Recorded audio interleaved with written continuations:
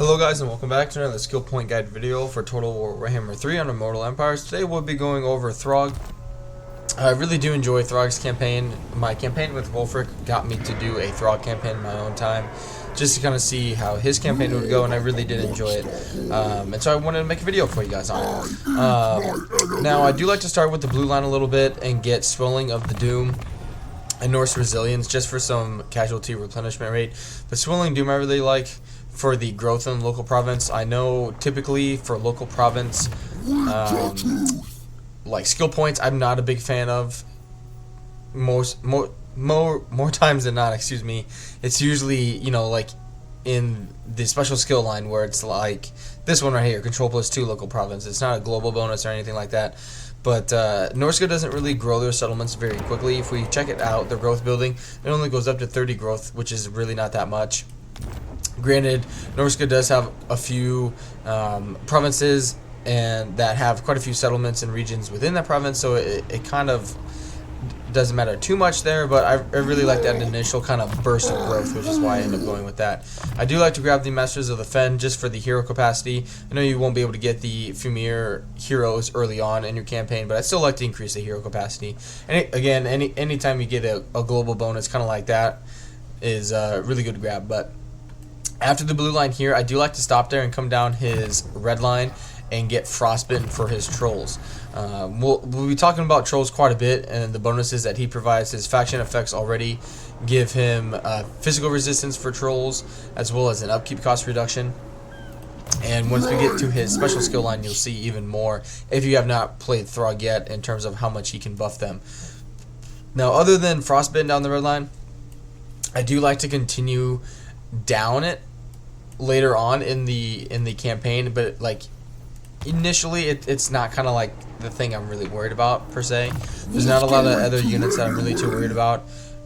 The Fearsome Warriors would probably be the one I would grab, just because the Marauder type units are going to be the ones that I'm going to recruit, other than the Trolls or the Beast Slayer one for the missile strength for the Javelin units. That if I was in the settlement here, which I do have this building, like the anti-large aspect of it as well, but it's really not that big of a concern early on. What I really like to do actually is grab his special skill line, which is where we'll come into talking about this stuff. So he provides some leadership for all trolls and his army +12. That's a really big buff, and also an additional 10% upkeep cost reduction for them, really useful. And the first one I really like to get actually in his special skill line is the Mutant Regeneration.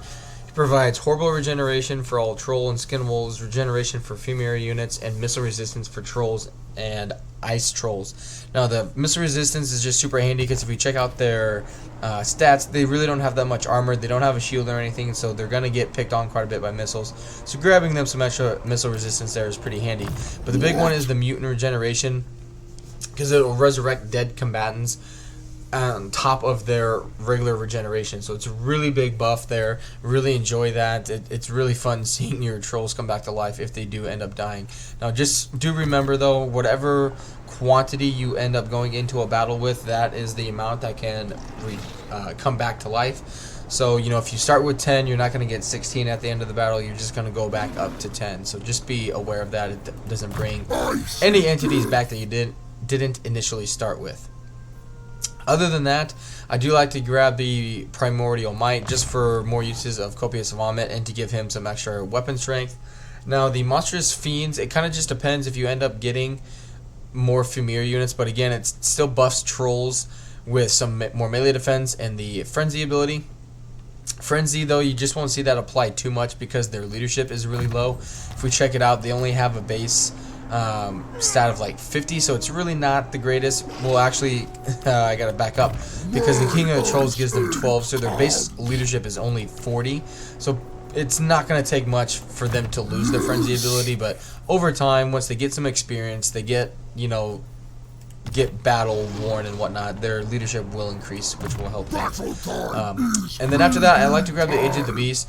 Good faction-wide buff here by reducing the global recruitment time for trolls, which if you haven't played Norska does loads of recruitment via globally.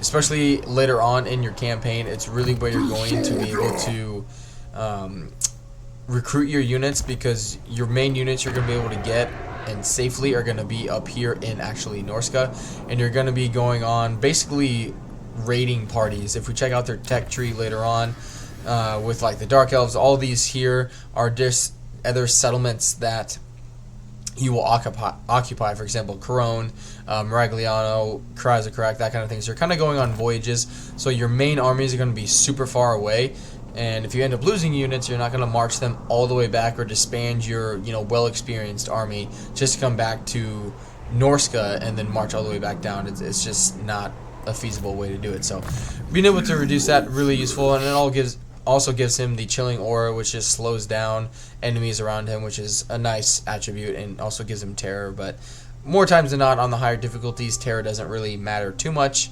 because the AI's leadership is through the roof anyway. But it's there. It is what it is. Now, after this, the special skill line, though, I like to come down his melee line, and I just like to get him everything. A little more armor to make him a little more resistant to missiles, devastating charge, so he hits a little harder when he's running into him. Mainly, though, to start with, I do melee defense and melee attack, but I just put those 2 points in there for thick-skinned and devastating charge, just to show that I actually end up getting him all. Now, just continuing it out, just end up getting everything. A little more speed. Speed's always good. I've talked about that in other campaigns, other skill guide videos as well, but speed is always a really good thing there.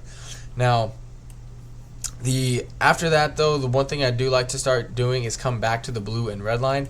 The ones up here, I usually end up waiting to the end. Primordial Masters, it only affects Frostworm units. The melee defense is nice, charge bonus is nice, but compared to the trolls with Throgg's army specifically, it just is not even close in terms of a buff with the melee defense and frenzy, the horrible regeneration, the leadership for the king of the trolls. It's just not that big of a deal. Now, later on in the campaign, I usually end up going with just trolls in his army. So the red line, I mean, you can end up doing whatever you want to do. If you end up getting Primordial Masters, you definitely can. And assuming you get that, I would get Hail to the Teeth, just that way you provide some more melee attack and armor for the Frostworm units. Other than that, I mean, you can always do trolls. The second one is, it's not really about, you know, you should do this every time. It just kind of depends what you have in your army.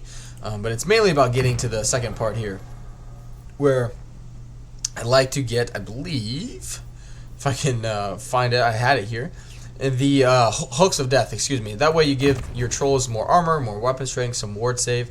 And then I personally like to do Fight and Die instead of Standard Die, giving melee attack rather than melee defense, just so your trolls hit even harder, as long as they're in the area that when that ability is applied.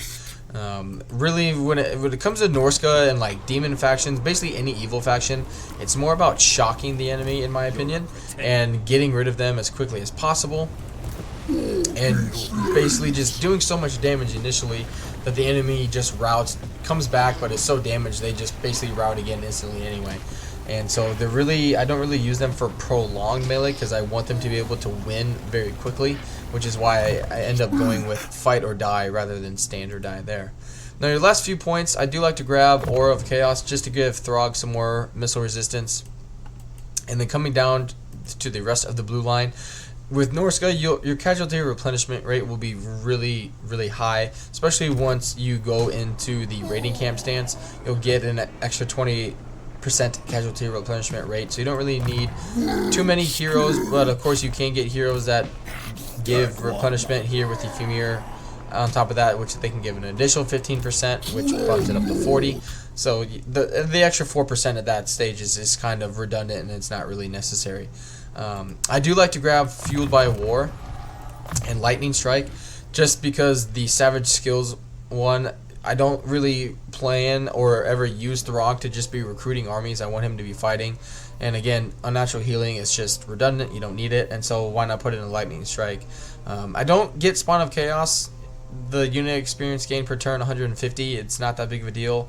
You're going to get way more experience just by fighting battles. And you're not going to be like sitting around doing nothing, just gaining experience passively, because you want to be fighting all the time as Norska.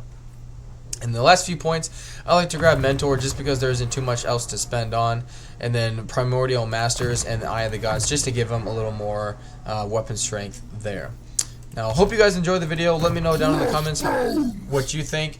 how you go about leveling up Throgg. I don't really get the dread retainers. It's not that it's a bad ancillaries that you can get. It's just not what I prefer. If we briefly check them out here, if I just reset it and put 3 points into it just so I can show you guys. You get the one for the skin wolves, you get one for a female unit, and you get one for a troll unit. Now it does make that one unit of trolls unbreakable, but it's not an army thing, it's just individual ones, so it's not that big of a deal, and you do have to put 3 points into it to get that bonus. So it's just wasted points in my opinion, but I know I may be in the minority there, but it is something as well when in terms of like your remaining skill points. If you want to get those, you definitely can, but it's not necessarily necessary for your campaign to have them. But don't forget to hit that like button and subscribe to the channel if you guys are enjoying the content, and don't forget to turn on that bell icon. And until the next video or live stream, I hope you guys have a good one, and I'll see you later. Bye.